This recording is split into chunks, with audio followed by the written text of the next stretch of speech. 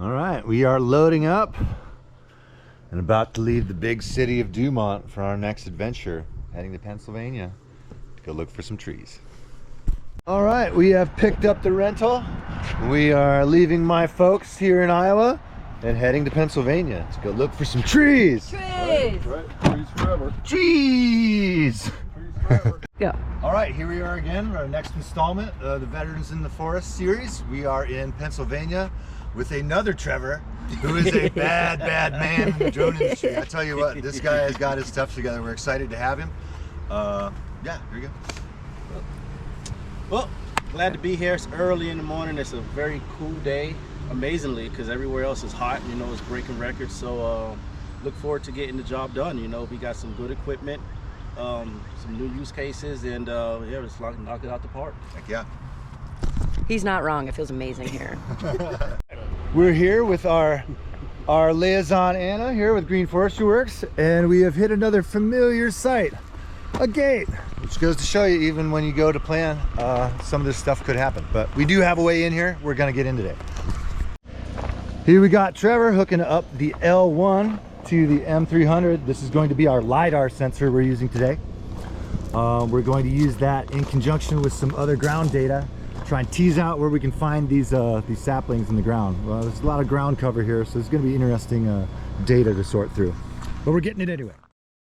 Overview of this first site, you can see right here these kind of like parallel lines that crisscross this field. Those are called rips, and those are generally what the trees are, well, they are what the trees are planted in. They take equipment in with a plow or some sort. Sometimes they use a bulldozer, sometimes they use lighter equipment, but then the trees are planted in these sort of hatched patterns that you see along the landscape.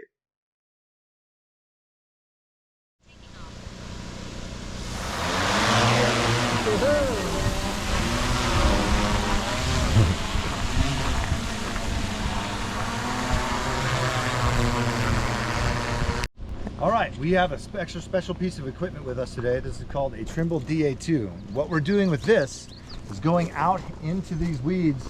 We're getting very precise geolocated coordinates for these saplings.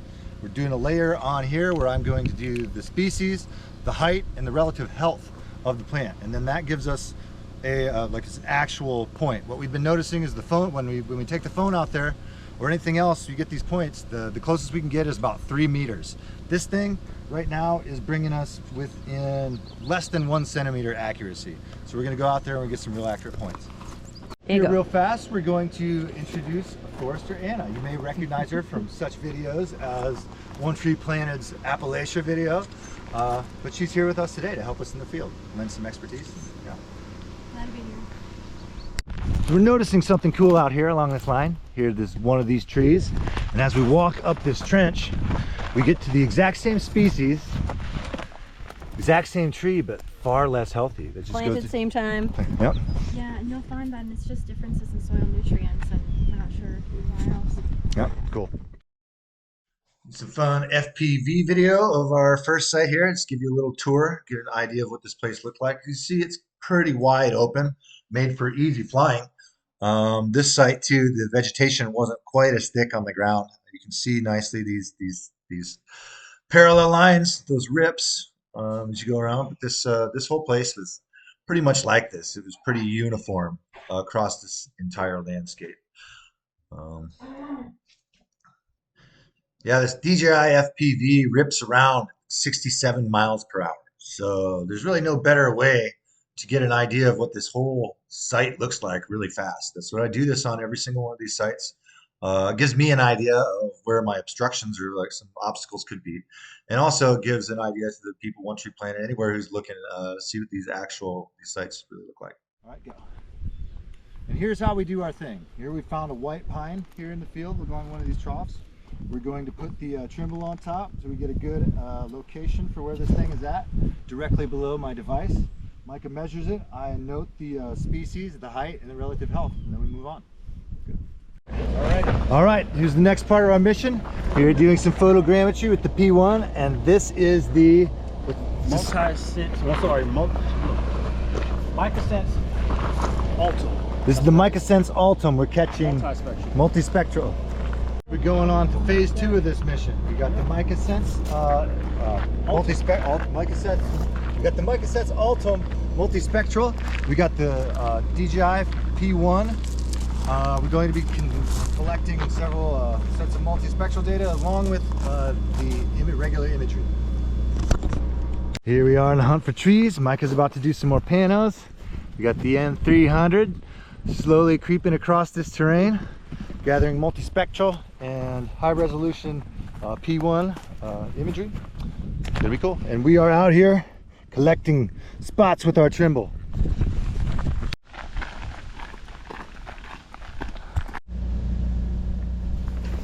What are you doing? Hey. All right, we're gonna try something new for this mission. Last time we did 2 separate missions. One for the lidar with the L1 and another one for the Mica Sense. This time we're gonna try to fly just one mission using both these, but usually, according to Trevor, these sometimes don't like to play nicely together. We're gonna try it so we can just take it down to one flight. If they can't play nice, then we're gonna have to do 2. But that's the idea here. And here's the second site we went to. This we called FRD. I'm not sure what that stood for, but here, this site you can actually see more nice examples of these lines as they go across this this landscape, the rips. Well, Micah is hooking up the Trimble so we can go get our tree points. We're loading Lexi into the bag. She's coming with us on this mission too. Hey everybody, this is where perception comes into play. I wish you could see him. Oh, he's somewhere over here, but he looks like he's flying right into these blades, so it's pretty out here. How big was this one, Anna? We are coming to do our FPV tour.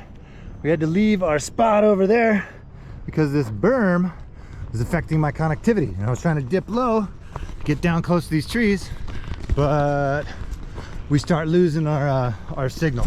So we're just gonna come up here and sit on top of it. As we rip around with the FPV around the FRD site, you see these nice lines, the rips cross-cut this property too. This is a really nice one for showing that. The trees showed up really good here on the ground. We got a lot of nice data points with the Trimble. It's gonna be fun to process. We are off-roading again. Good thing Trevor's got all-wheel drive in his beast machine, but I think we're gonna be good up here. Here's our next site. This is called Katanning Run. So you can see, Micah, we stand in front of those weeds so we have some scale here. These are really high. Looks like everything out here is just like this. We're gonna pick through and look for a few trees within this stuff. But I have my doubts on whether or not a map is going to produce anything very useful on this site. And this is our Katanning Run site. This FPV video is going to be good to kind of show just why we made the decision not to fly this with the lidar or the multispectral unit. This place was thick. This undergrowth is heavily vegetated. This is like a year's worth of vegetation growing here. The trees, I think, may have been less than a year old. You can see here, it's super hard to find anything, just even with yourself when you're out walking around. Anna and Micah had a really hard time getting on a line and finding trees and all this thick stuff. And that's pretty much what this entire property was. So we only had Trevor there for the day to do this stuff. And these the lidar and multispectral missions, they do take a little bit longer. But for this site, we decided to forego that and move on to another site where that stuff was going to be a little more beneficial. We did get a map here, but it's just a RGB Mavic 3 Enterprise map. We'll see if we can see anything. It will be a map, but I think this is as powerful as anything to tell just what this site is actually like. So here we are in the weeds. Let's say that again, Anna. This is about 1 year. 1 year of vegetation growth, and searching and digging for these seedlings is pretty difficult. Exceedingly difficult. So we are trying to find seedlings through here. This is a place I don't think we're going to get much useful data with the drone. We're going to continue to walk through here, produce a map and stuff, but as you see, this is just thick. It's going to be exceedingly difficult to find saplings, or B, see them on any sort of drone, one of the sensors we have. Anyways, we're here. And I just found our first sapling. So they are in here. Yeah, I don't think lidar would. But I don't think lidar is going to make it through this, I mean, this if growth. it's like this, where they can see it, it'll pick it out a little bit, but it won't be. No, they're all, really, really hard to define. they are all covered. So we're kind of deciding what we're gonna do out here. We don't really know what the best course of action is. Instead of flying a full lidar mission and multispectral on this stuff, we're gonna put up the Mavic 3, do an overall sort of map, just so we have a map. But the thing is, you're just not gonna, there's not usable information from this map. There's too much, far too much ground cover. What do you think, Trevor? It's kind of crazy.